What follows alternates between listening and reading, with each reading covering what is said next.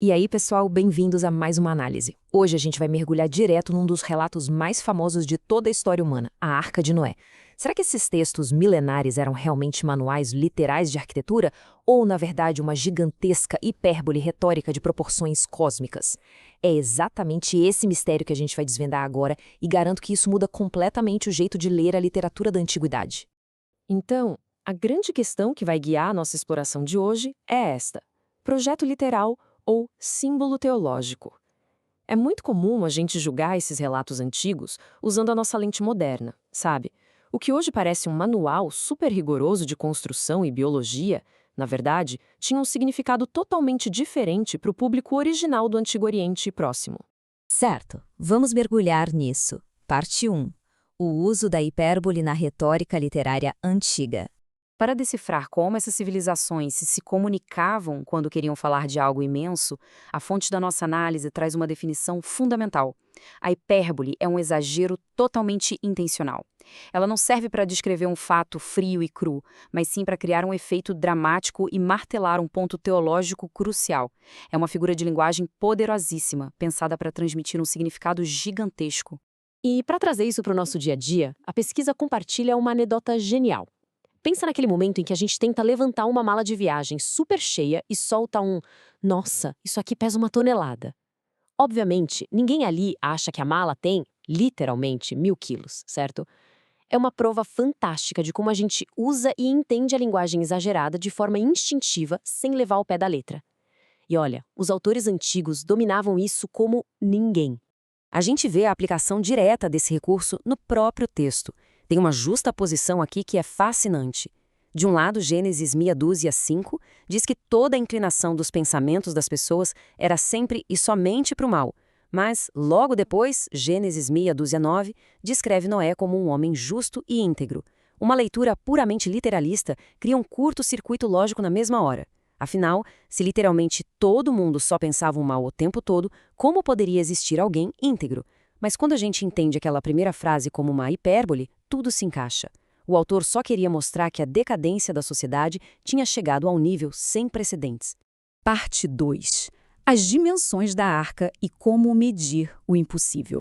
Aplicando essa ideia de retórica literária, chegamos naquelas medidas colossais detalhadas na história: 135 metros de comprimento, 22 metros e meio de largura e 13 metros e meio de altura. A fonte ressalta um ponto histórico vital aqui. Não existia absolutamente nada remotamente parecido com esse tamanho no mundo antigo.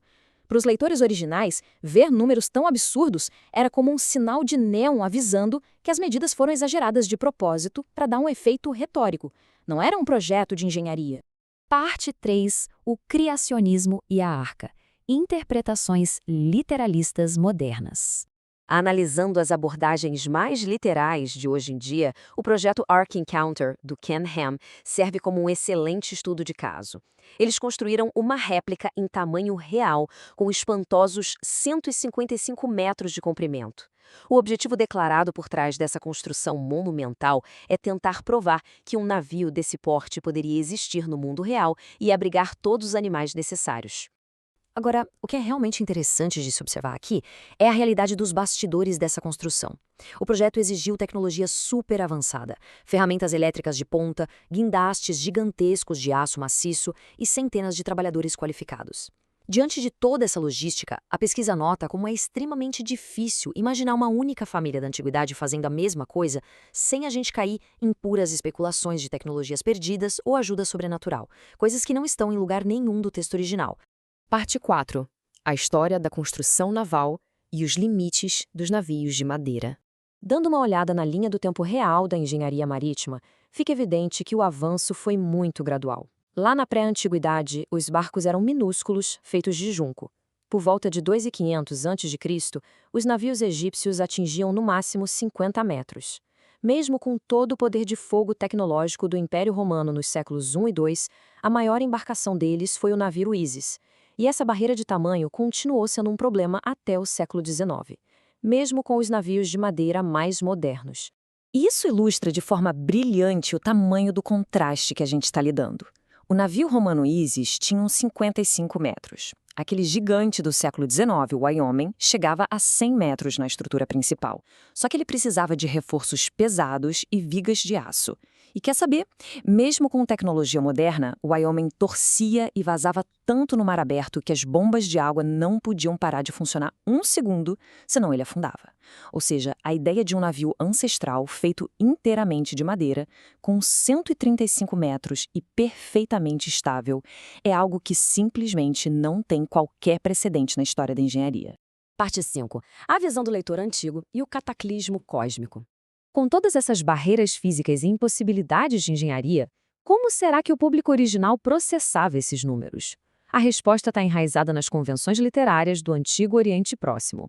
Naquela época, era o padrão atribuir um tamanho hiperbólico e navegável para as embarcações em contos de inundações. Dar medidas colossais não era fornecer uma planta arquitetônica, mas sim um recurso narrativo. Era o jeito deles de transmitir à audiência uma magnitude teológica gigantesca, sinalizando que a história era sobre um evento de proporções cósmicas. E isso nos leva a uma pergunta sensacional. Como é que os leitores originais imaginavam a origem dessas águas surgindo das fontes das profundezas e das comportas do céu? Para entender, a gente tem que deixar de lado a nossa visão de espaço sideral e abraçar a antiga visão de mundo cosmológica. Uma época onde as pessoas entendiam que a Terra era plana, cercada por oceanos celestiais acima do céu e rodeada por abismos de águas subterrâneas logo ali, debaixo do chão. Em resumo, o relato usa propositalmente uma linguagem universal de fim de mundo, como dizer que montanhas altíssimas ficaram completamente submersas por 7 metros de água. O grande objetivo desse retrato de cataclismo natural é moldar a história com proporções cósmicas insuperáveis. Funciona de um jeito muito parecido com a literatura apocalíptica quando vai descrever eventos políticos definitivos. No fim das contas, é a comunicação de um evento teológico muito profundo sobre o caos e uma monumental restauração da ordem. O que nos traz a grande reflexão final desta análise. Se a gente compreende agora que as proporções inavegáveis descritas nesses relatos não eram falhas de engenharia, mas sim hipérboles teológicas, perfeitamente entendidas por quem vivia na época, fica a pergunta: quais outros textos históricos que formaram a nossa civilização estão neste exato momento sendo mal interpretados porque a gente insiste em usar uma lente literal e moderna? Essa mudança de paradigma é uma ferramenta incrível para quem busca entender o passado. Que essa provocação guie a curiosidade de todos por ainda mais descobertas. Muito obrigado por acompanhar mais essa explicação e até a próxima.